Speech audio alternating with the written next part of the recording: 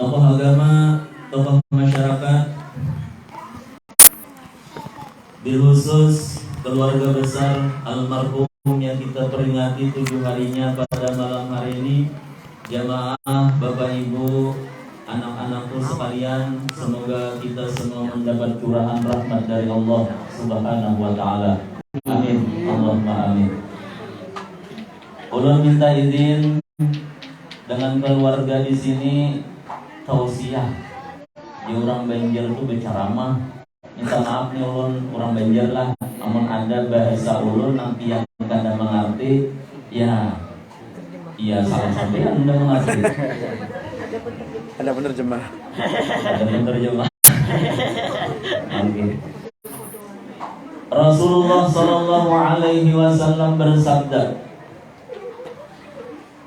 "Idza mata ibnu Adam, inqata'a amaluhu illa min thalasin."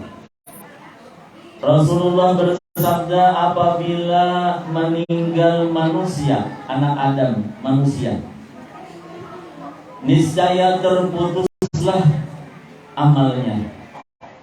Jadi kalau seseorang meninggal dunia, seseorang mati, putus amalnya, tidak bisa melanjutkan, tidak bisa menambah lagi amal itu, tidak bisa lagi.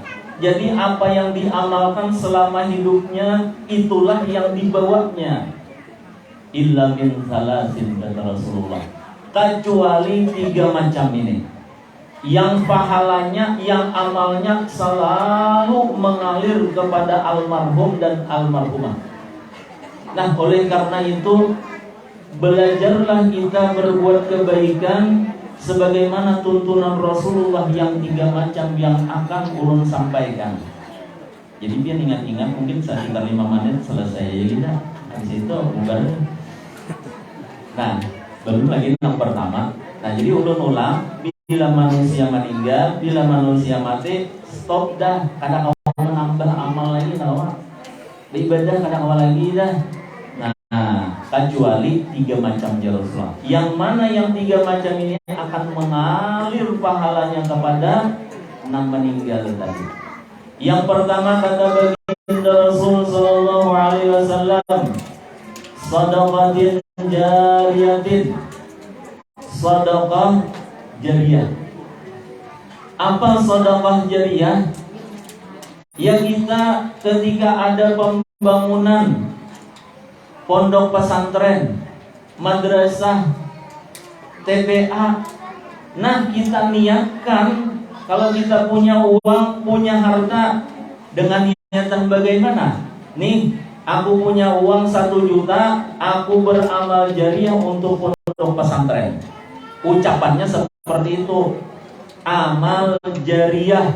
Kan Rasulullah mengajari amal jariah. Jadi kita ucapkanlah, nah aku beramal jariah atau bersedekah jariah untuk pesantren. Aku beramal jariah untuk masjid. Aku beramal jariah untuk musala. Seperti itu. Biar apa? Biar sesuai dengan tuntunan Rasulullah, supaya amal kita sewaktu di dunia ini mengalir nanti setelah kita mati. Mbak guru ada boleh, gak wakaf boleh. Siapa yang bilang kada boleh? Wakaf ada khusus babnya wakaf. Amal jariah ya sebagaimana tuntunan Rasulullah tadi. Nah, oleh karena itu, bagi orang yang kaya-kaya, tapi bukan kaya monyet ya. Bagi orang yang kaya-kaya yang banyak berisi harta, sisihkanlah harta itu tadi. Untuk apa? Untuk sangu, untuk bekal kita nanti di alam barzakh. Karena kita akan merasakan kenikmatan amal jariah itu sewaktu kita di alam barzakh. Dan nantinya sampai hari kiamat. Di dunia memang tidak dilihatkan pahala itu kepada kita. Kenapa?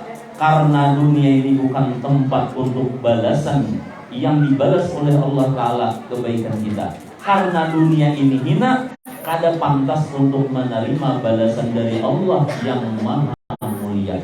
Jadi di akhirat yang pantas. Nah, tapi awalnya di mana? Di alam barzakh, di alam kubur. 1. Jadi selama masjid, madrasah, pondok pesantren dipakai orang, maka selama itu amal jariah akan mengalir kepada almarhum dan almarhumah tadi. Beda dengan wakaf. Kalau kita berwakaf, nih aku berwakaf ke masjid 1.000 sedikitan, seember. Nah, berwakaf. Tahu-tahunya masjid yang dibangun itu, masjid yang dibangun tidak dipakai lagi. Maka ketika tidak dipakai lagi masjid itu, stoplah amalnya itu tadi. Kada mengalir karena wakaf.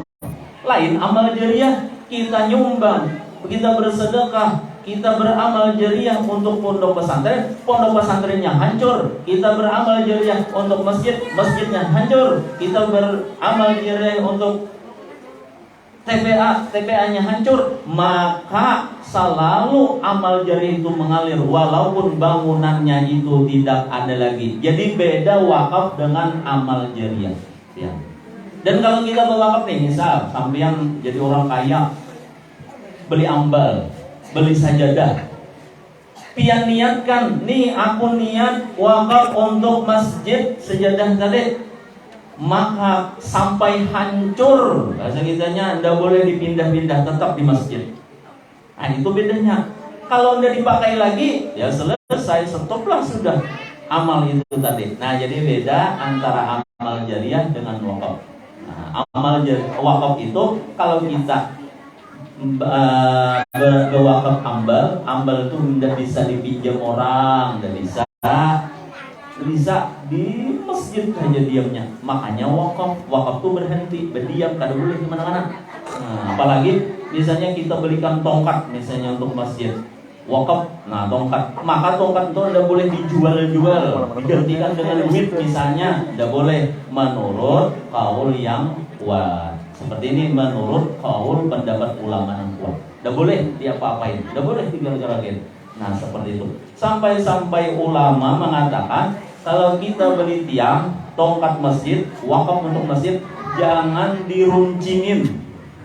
Berarti mengurangi tongkat itu tadi. Diruncingin ya kan? Untuk apa? Bersih.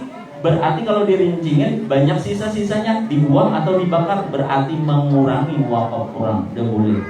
Nah ini ulama seperti itu. Guru ya, kalau udah diruncingin bagaimana kita masukkan pendersih ke dalam, bagaimana? Ada jebor gitu, ada jebor. Pikir panjang nih pikir. Jamaah rahimahumullah. Nah, angka 2. Ini sampai 3 aja. Aw ilmin yantafa'u bih, atau ilmu yang bermanfaat, yang diberi manfaat oleh Allah Ta'ala dengannya. Kita bisa baca Quran, lalu ada orang yang belajar Al-Quran dengan kita dari Iqra sampai dia bisa baca Al-Quran. Belajar dengan kita dari Iqra, dia bisa baca Al-Quran. Nah ini ilmu yang bermanfaat.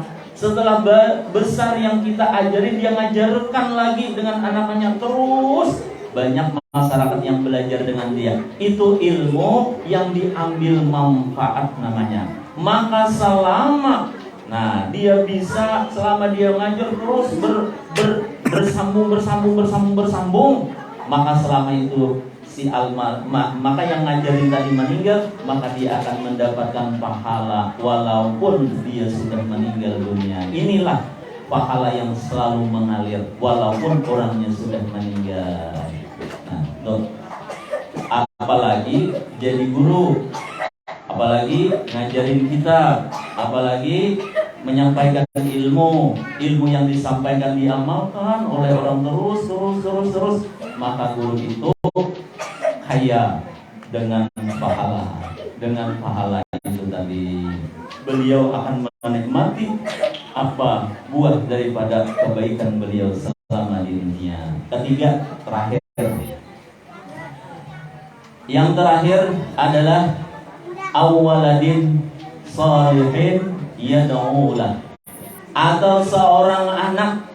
Ini maksudnya anak laki-laki kah, anak perempuan, ya sama aja, yang selalu mendoakan kepadanya. Jadi bila kita meninggal dunia, tapi nanti aja dulu Ustaz, sampean aja duluan. Ini tidak ada yang nyembah-nyangkan. Jadi kalau kita meninggal dunia, punya anak, punya keluarga, misalnya punya anak, anak itu mendoakan kepada kita. Berarti anak itu anak yang soleh. Kalau perempuan, anak yang soleha. Dia mendoakan, maksudnya mendoakan bagaimana? Bisa dengan bermacam-macam cara. Bisa dia mengumpulkan keluarga, bisa dia mengumpulkan masyarakat untuk membaca Yasin tahlil sebagaimana yang kita laksanakan pada malam hari ini, atau dia sendiri membaca Quran, dia sendiri yang membaca salawat, dia sendiri yang bertahlil, dia hadiahkan kepada orang tuanya yang sudah meninggal dunia. Maka anak ini adalah anak yang saleh, maka akan merasakan kenikmatan keluarga yang di alam kubur tadi. Nah, oleh karena itu ulama berpendapat dari sinilah, nah dari dalil inilah waladin sholihin yad'ulah, seseorang anak yang saleh yang selalu mendoakannya. Nah, iya seperti inilah. Mana ada guru baca Yasin tahlil itu bid'ah? Ya silakan bid'ah bagi sampean, bagi kita ada bid'ah. Lana a'maluna walakum a'malukum. Amal kami, amal sampean, amal sampean. Kalau sampean bid'ahkan, tidak usah ikut. Kita mengikuti ulama yang menuntun kita seperti ini agar kita termasuk sebagai anak yang saleh dan salehah itu tadi. Mana ada guru Yasin, baca Yasin? Ada. Rasulullah bersabda, Iqra'u Yasin ala mautakum.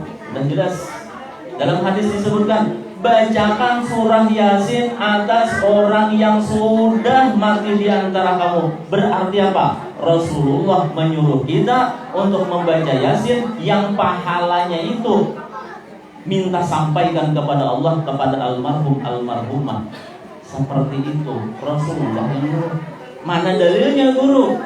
Baca tahlil la ilaha illallah. Oh ada. Rasulullah menyuruh jaddidu imanakum biqauli la ilaha illallah. Perbaharuilah iman kamu itu dengan menyebut la ilaha illallah. Rasulullah nyuruh.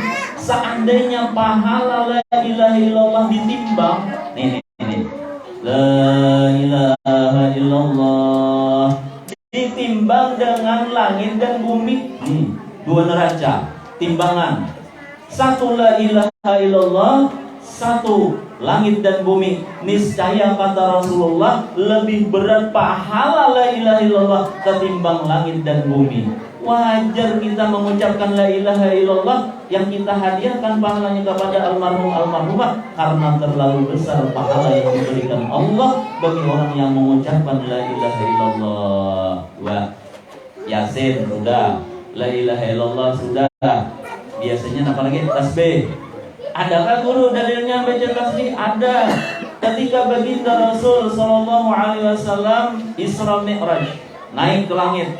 Nah, yang panjang ceritanya, ketika Rasulullah mau turun ke bumi, dia dipanggil oleh Nabiullah Ibrahim alaihissalam.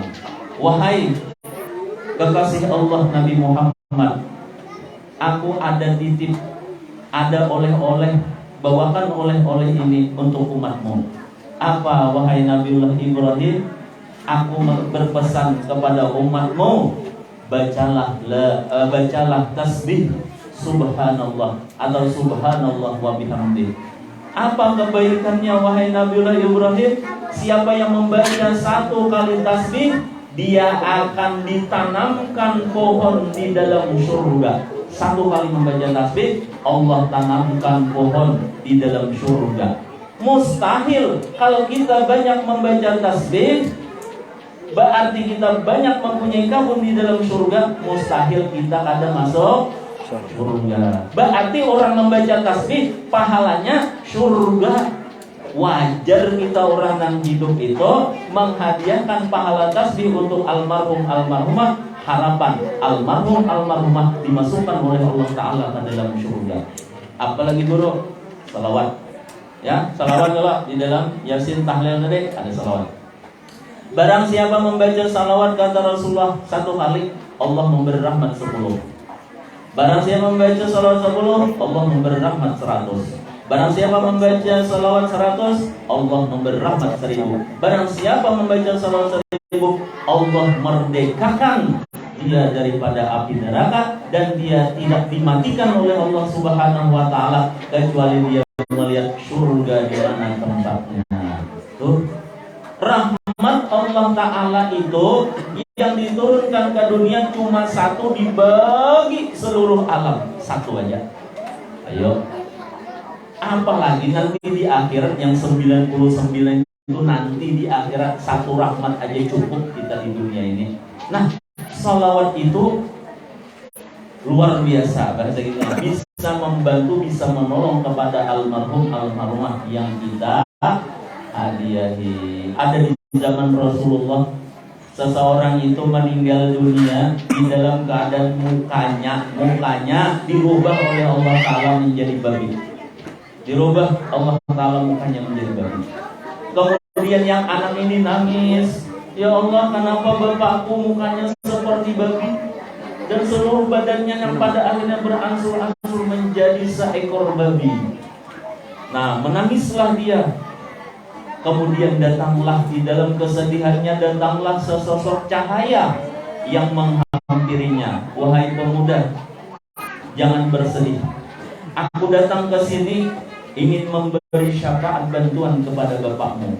Maka diusaplah oleh cahaya yang putih tadi dari wajah sampai ke bawah, maka berubahlah menjadi manusia seperti biasa, bukan seperti babi lagi. Ditanya oleh anaknya, siapa engkau? Aku adalah Rasulullah. Aku adalah Rasulullah. Gerangan apa engkau ya Rasulullah datang ke sini? Aku ke sini datang memberi syafaat kepada bapakmu, kepada ayahmu. Kenapa kesalahan ayahmu sehingga dirubah Allah menjadi babi? Nah, dia kesalahannya ini disebut Rasulullah. Tapi walaupun dia banyak salah, dia tidak pernah melupakan membaca salawat kepadaku, kata Rasulullah. Dengan salawat itulah terpanggil hatiku untuk menolong bapakmu. Hebatnya salawat bisa merubah seseorang yang asalnya menjadi babi, mungkin dirubah menjadi ular, mungkin dirubah bermacam-macam bentuk. Dengan berkat salawat berubah menjadi wujud manusia asli. Bahkan akan diberi syafaat oleh Rasulullah. Siapa banyak membaca salawat akan banyak juga mendapatkan syafaat daripada Rasulullah Sallallahu Alaihi Wasallam. Dari hadis-hadis tersebut dikumpulkanlah, diketahuilah fadilah ini, kumpulkanlah, disusunlah menjadi Yasin dan tahlil. Siapa yang menyusun? Ulama-ulama kita ahlu sunnah wal jamaah. Untuk apa? Untuk menolong orang yang di alam kubur, yang mereka itu mengharapkan bantuan pertolongan daripada orang yang hidup. Nah, oleh karena itu hendaklah sewaktu hidup di dunia kita sering-seringlah berbuat kebaikan, sering-seringlah menolong orang, sering-seringlah kita beramal jariah kalau memang kita ada untuk diamal jariahkan, supaya kita akan menikmati di alam kubur. Demikian apa yang disampaikan, kayaknya di orang Banjar itu sadang sudah. Nah, kurang lebih 2 menit lagi jam 9. Mudah-mudahan apa yang ulun sampaikan ada manfaat, ada barakahnya. Terakhir, orang yang paling baik diambil pelajaran di dalam kehidupan adalah orang yang sudah meninggal. Itu yang paling baik. Orang yang meninggal itulah orang yang paling baik diambil pelajaran. Kenapa? Karena mereka sudah menjalani kehidupan di dunia, kemudian mati di dalam husnul khatimah, berarti perbuatannya selama di dunia baik bisa ditiru. Kita yang sewaktu hidup di dunia berbuat baik, belum tentu akhir hidup kita baik. Baikkah su'ul khatimah atau husnul khatimah? Ketika kita mati di dalam husnul khatimah, berarti kita sukses menjalani hidup di dunia. Orang sukses yang kedua adalah orang yang diampuni oleh Allah Subhanahu wa taala segala dosa dan kesalahannya, menghadap Allah taala dengan tenang dan tentram. Amin. Sekian daripada ulun, apa yang ulun sampaikan. Sebelum itu kita mengenang daripada almarhum yang kita peringati malam hari ini. Semoga Allah Ta'ala lapangkan kubur beliau, Allah luaskan kubur beliau, dan beliau akan mendapatkan syafaat daripada kekasih kita Nabi Muhammad Sallallahu Alaihi Wasallam. Salam hilal, mohon maaf. Adanallahu ajma'in. Wassalamualaikum warahmatullahi wabarakatuh.